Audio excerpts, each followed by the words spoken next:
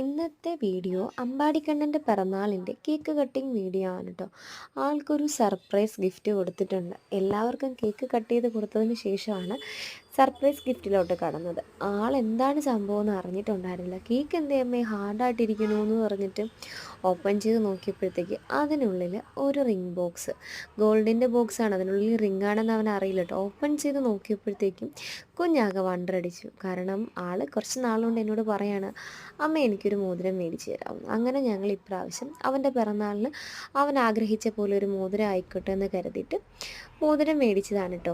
ആൾക്ക് മോതിരം ഇട്ട് കൊടുക്കുമ്പോഴത്തേക്ക് സന്തോഷമാവുമെങ്കിലും കയ്യിൽ കിടന്ന ഗുരുവായൂരപ്പൻ്റെ മോതിരം ഊരി മാറ്റിയതിൽ സങ്കടമാണ് ഈ കാണിക്കുന്നത്.